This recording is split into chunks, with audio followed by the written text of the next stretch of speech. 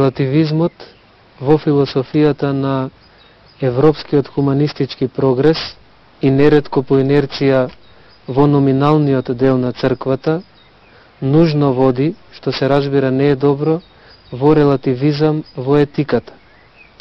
А релативизмот е татко на анархизмот и нихилизмот.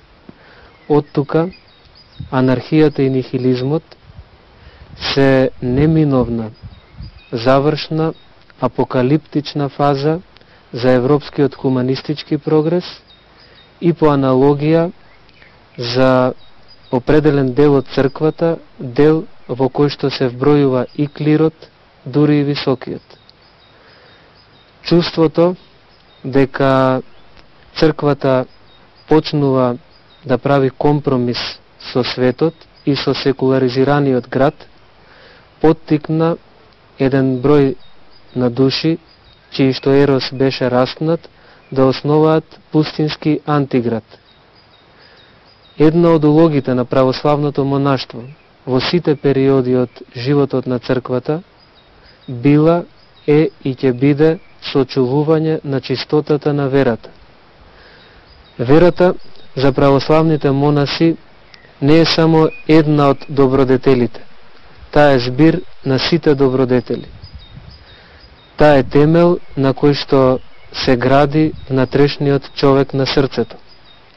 Православната вера е небесен дар кој што се стекнува со пролевање на сопствената крв. За жал, постојат и во црквата луѓе, клирици, високи клирици и лаици, кои што не го сваќаат и не го почитуваат православното монаштво.